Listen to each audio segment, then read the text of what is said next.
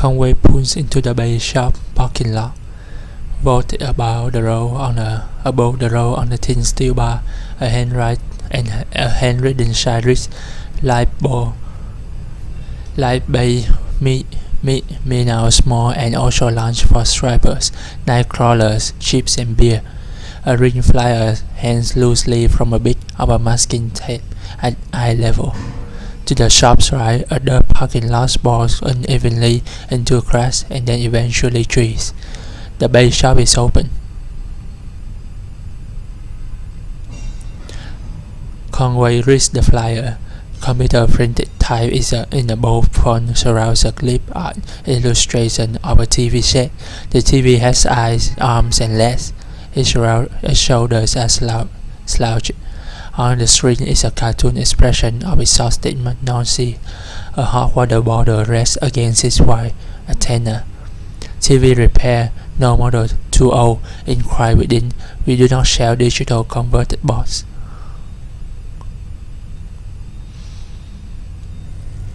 Conway enters the bait shop. Narrow aisles crowded with lugs, reels and rods, and snacks divide in the shop lengthwise from the entrance to the cashier's counter. The left wall is lined with the churning tons of water.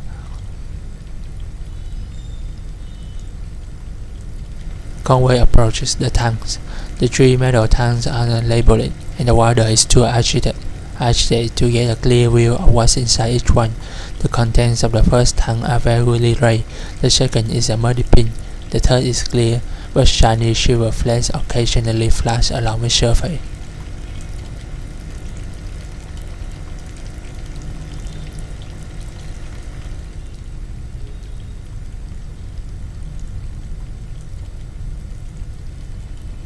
Conway approaches the counter. A wily cashier stands behind the register, preoccupied with a Sudoku puzzle. Conway asks about the Shannon Márquez workshop. A handwritten sign on the floor behind the counter reads, "TV repairs by appointment, please consult with cashier." The cashier knocks a few times on the door and waits, occasionally glancing at his puzzle.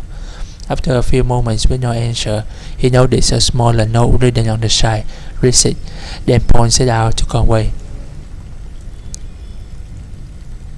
Conway reads the note on the workshop door. "Weaver, I got your message. Have left for the old mine. Don't know if I will see you there or what. Ready either way, Shannon."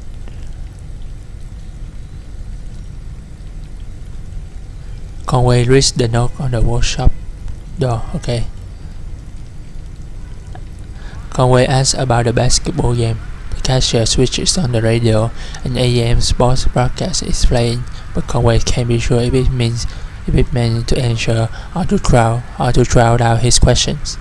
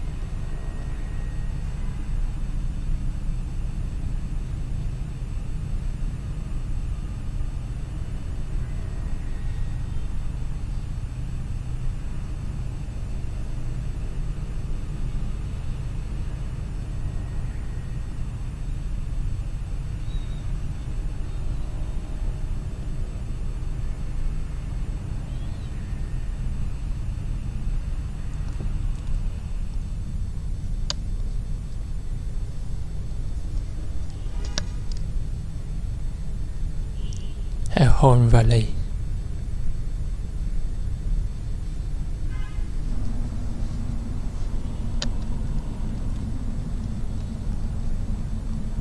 Conway brushes some dirt off Homer's head. How's it going, Homer?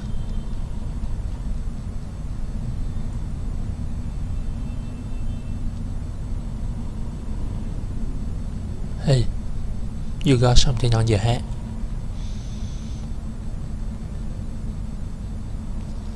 Did you pick that up on the road?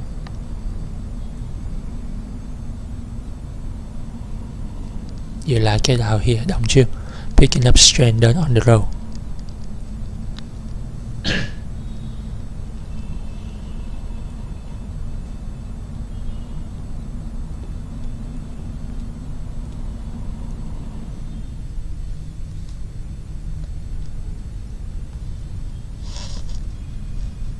Shannon spit into the launch bridge, cell phone held up to her ear.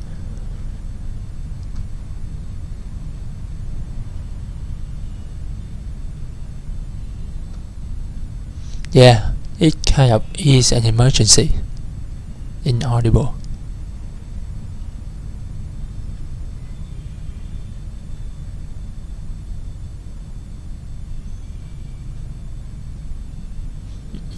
I guess he can keep me out for another week or two.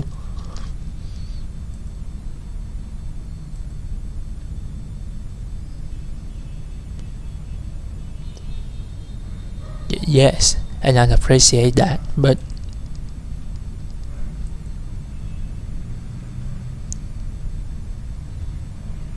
okay, I'll talk to you tomorrow. Love you. Shannon hangs up on the phone and puts it away.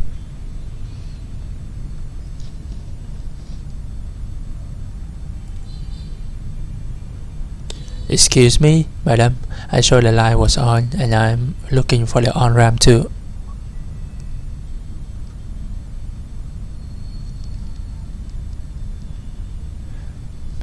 Do you believe in ghosts?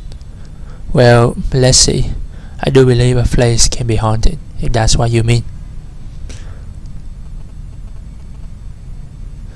What about a person? Can a person be haunted? Sure, I guess a person could. Sometimes I feel haunted myself. What haunts you? Bad decisions, I guess. Wasted youth. Well, look, here's what it is. I try deliveries for the shop called Lisa's Antics, and I'm out trying to finish my job.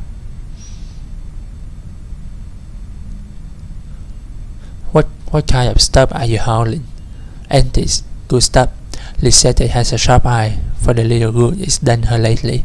You know, it's just one recession after another. Everybody's selling their old stuff cheap, but nobody's really buying.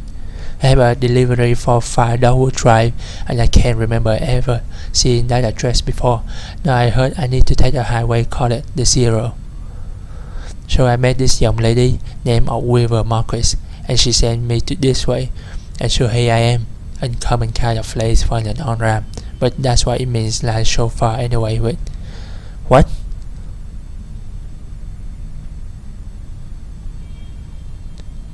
Weaver Marquez? Do you know her? So you saw her? So you saw her tonight? I know Weaver. She's my cousin. I'm Shannon Márquez.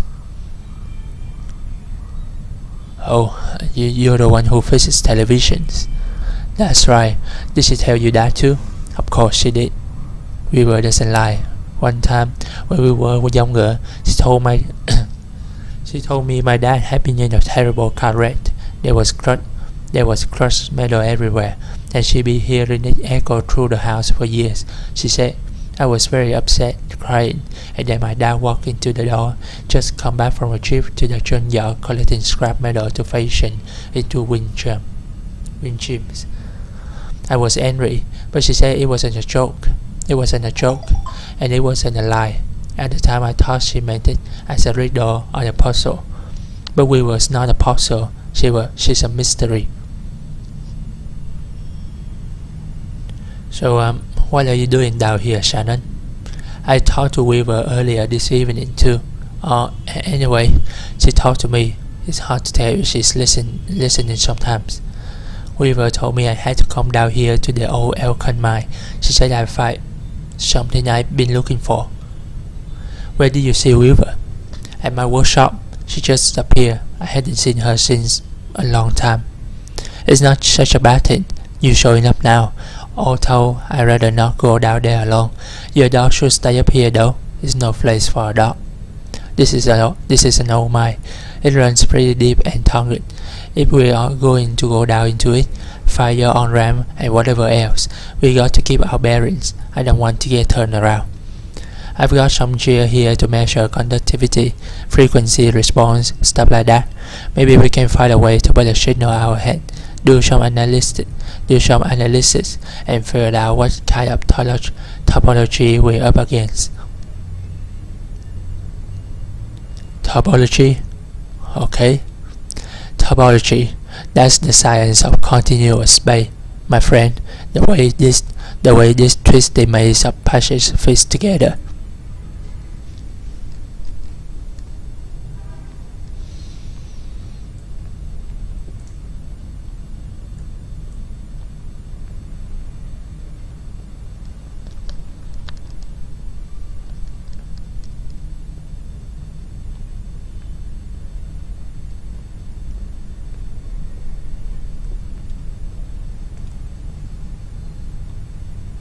That runs into the mine's PA system. Do you think it still works? Only one way to find out. Alright, give it a whirl. Give it a curl.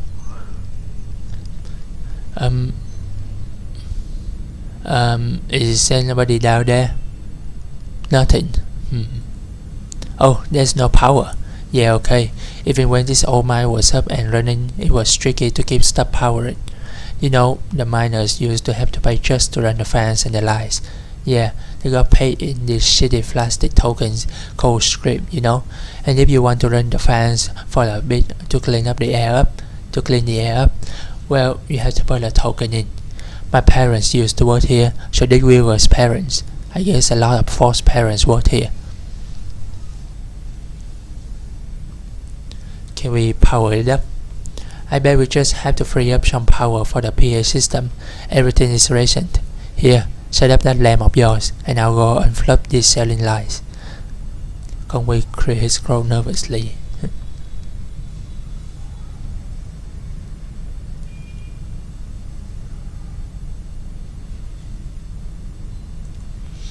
I heard the speakers back here crackle a bit. It's on now, right? Try saying something into the mouthpiece. Well, okay, I hear you. We need to measure the echo delay time and figure out how deep the tunnels run. Just make some noise into the mouthpiece.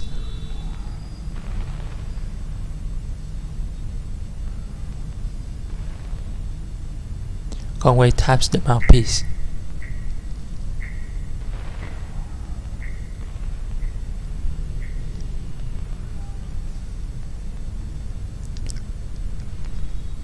Conway hums a deep tone into the mouthpiece.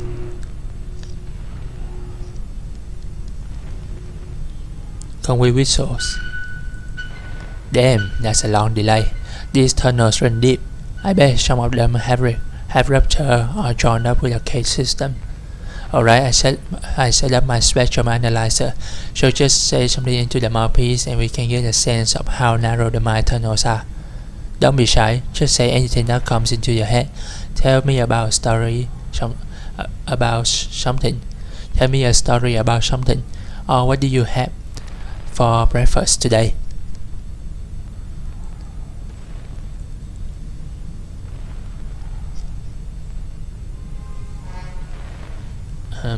Here's a story I used to work Here's a story I used to work doing roof repair.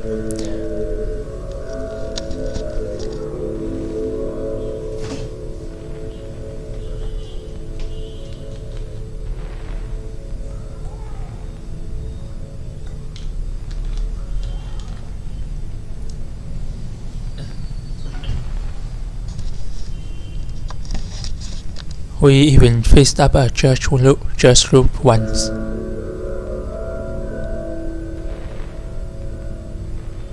It seemed like a big project, but doable.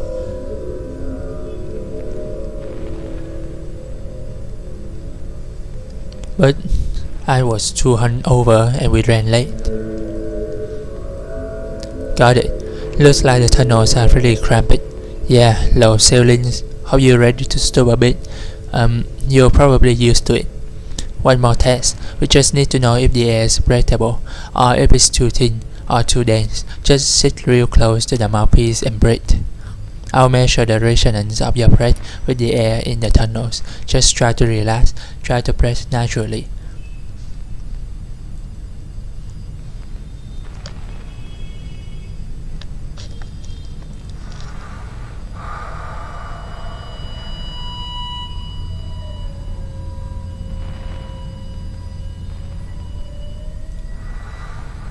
Conway press and thinks about resting.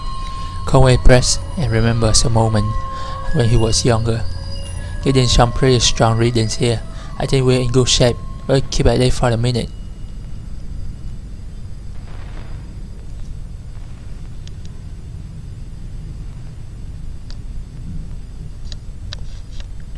Conway press and visualize a cold drink. Conway press and relaxes as a peer of feedback and loose rock envelops him.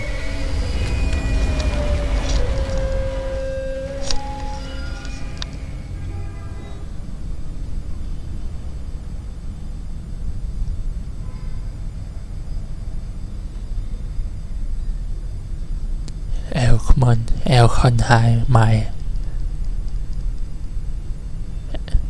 Jesus, are you alright? What the hell? I'm okay. I've got you. You're alright. Shit, your leg's pimped. I'm going to pull you out. We have to get you out of here. There you go. Okay. Are you hurt? Can you put any weight on that leg? It's fine. Just try to stand up.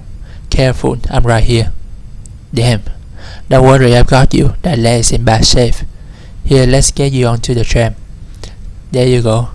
Now let's see if this thing has power. Well, okay, there's some luck, right? We should be able to ride this tram right out one of the auxiliary exits. If there are any, I think there are.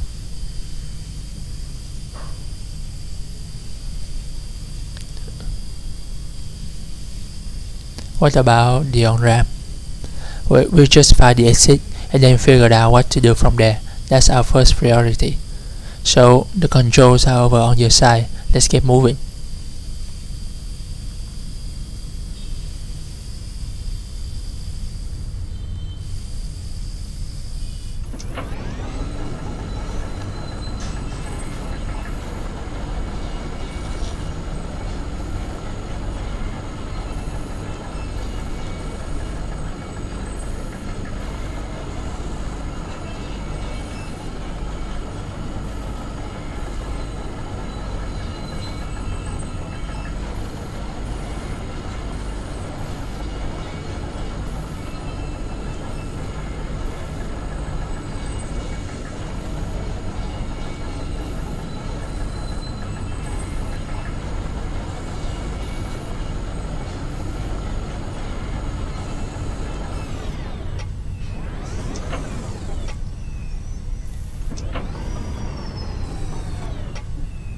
Oh, here we are. This may be hard to believe. It's hard for me to believe myself, but these whole branches were underwater last I heard. How did that happen? Some careless miner or some unattended machine bored through into the underground lake. The water came in pretty fast, and a lot of folks got trapped in the tunnels. I only heard parts of how it went from there. Sanitized for the bear raft. You know how these big companies are. But there was gossip too. The trapped miners couldn't get the pumps going because the power was rationed, so they shut all the lights up, but even then it wasn't enough. So I guess it was that when they... Are you okay? Yeah, I'm fine. It doesn't matter now. Look, this old turnable is still wired up. The controls are there, but I can use my signal generator to switch tracks. If the water hasn't damaged it too much, or we can just keep heading down this tunnel. All this strand hanging up around the turntable is for the company store. Just strand, you know. The miners would buy it and use it to decorate the place, or as landmarks. I guess. How to know which way is which down there? It's all so dim and gray. Shannon connects two clip leads from her signal generator to the turntable's electrical panel. We are on the track between the animal bones and the raw bone. So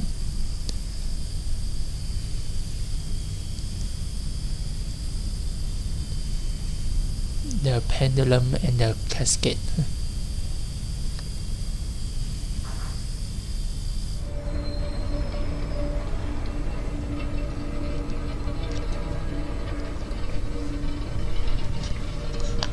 Oh, I turned.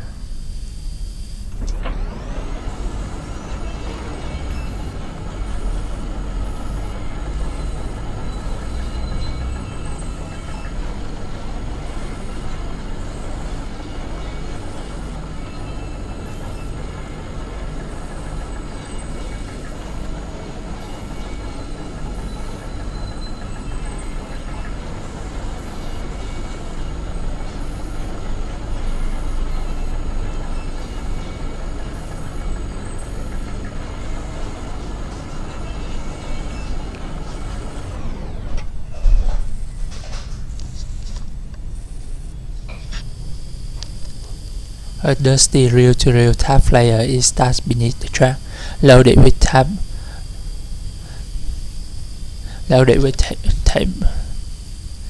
stave for power.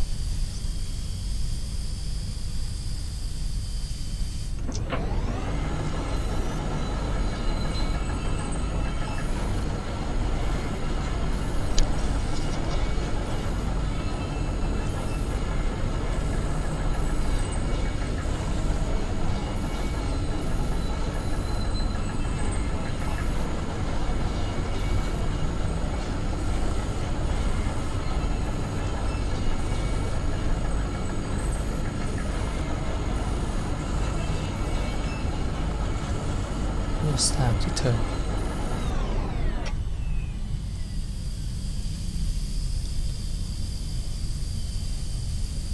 We are on the track between the pendulum and the casket, so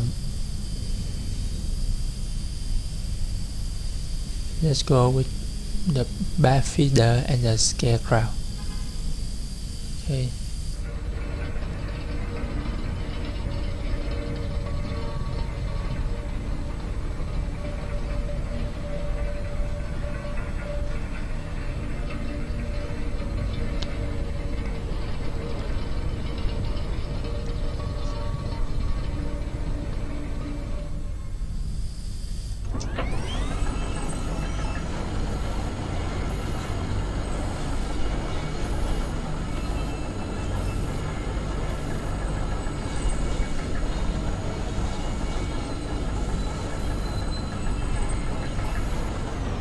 Broken track.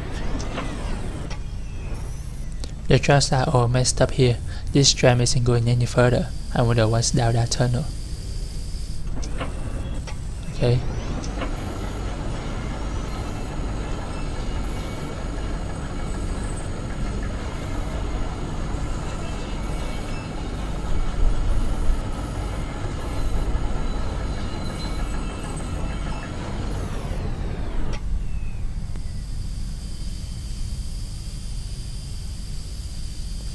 So there's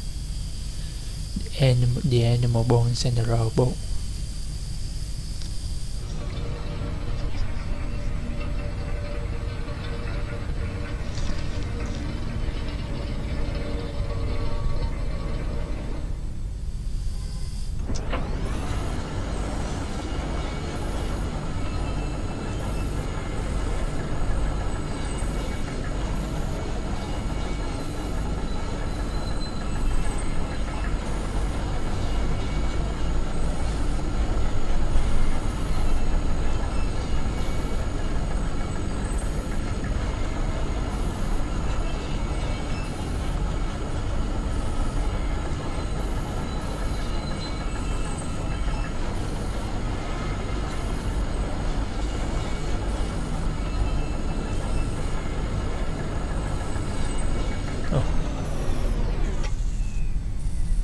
Thank God.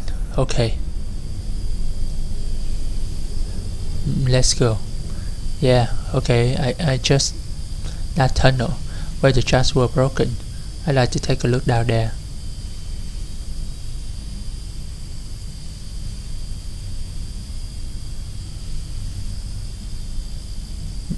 Do whatever you need.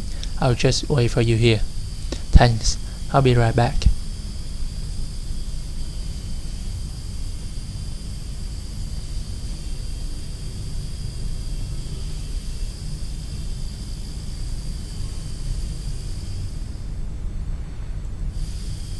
Oh, what?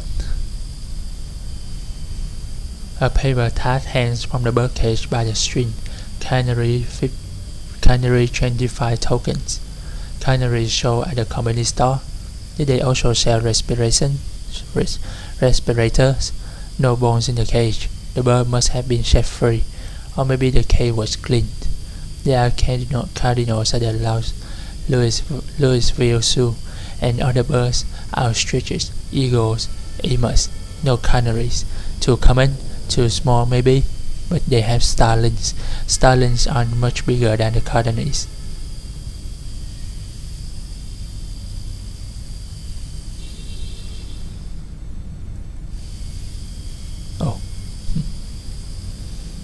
A pile of tables is jammed into the top of the jam. They must have been thrown into the rust. In a rush, the reels are unlabeled. The tape is decayed.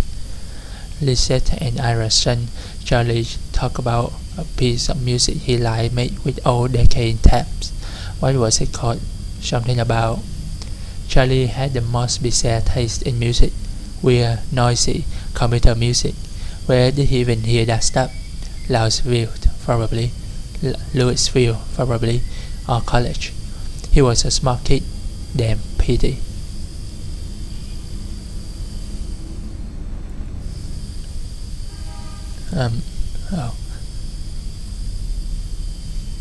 The notebook at the top of this dusty stack is labeled in a black marker. The label is dusty and smudged, but it looks like it might say horses.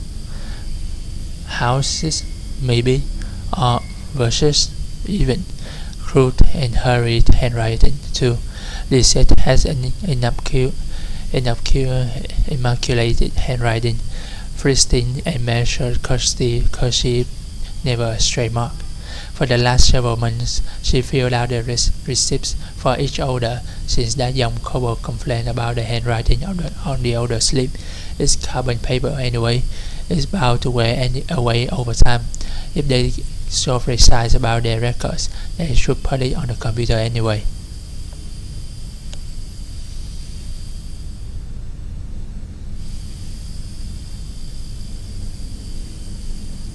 Oh. What? But I need to wait for her, right?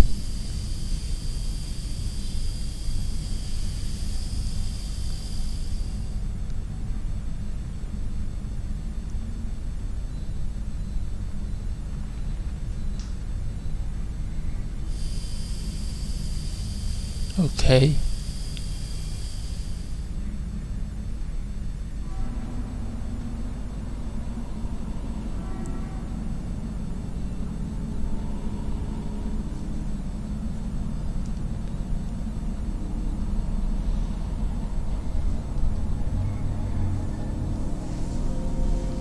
Now why is my truck is in this side?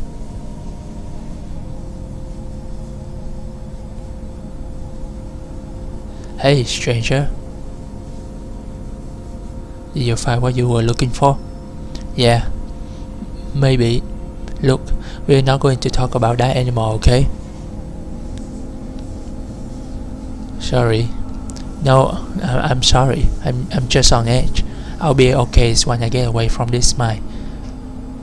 How's the leg? I can work on it, but it's slow. Well, I'll try not to get too far ahead of you. You don't mind my hitching a ride, do you? I'm kinda got a leap out here and wasn't sure if well, I'll be heading back. I can't drive. I can't handle it. Yeah, maybe that's the best. Don't worry, I've been driving since I was 9. I guess I should look for another route to Dogwood Drive. Yeah, alright. Well, maybe asking Weaver about the zero was the wrong place to start. Maybe we should just ask her for specific directions.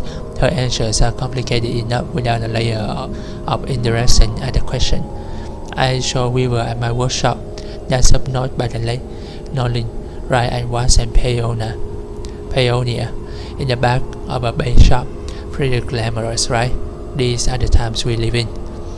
She's either up there or back at the farmhouse. Whichever you want to head to first, just let me know.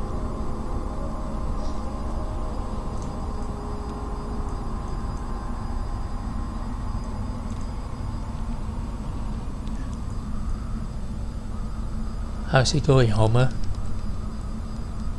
Sorry I left you alone so long.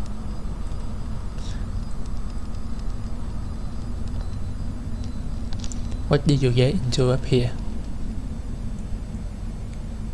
Did you find any rabbits?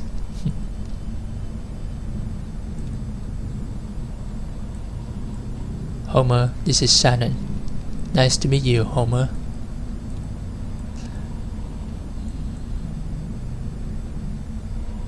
I've got some dry banana slices in my bag. Would you like one? Take care of your friend here, and there's more where that came from.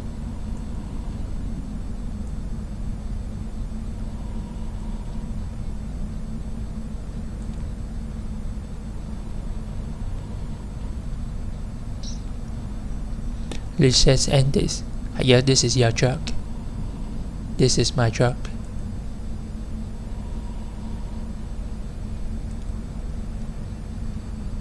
Conway gets back into the church.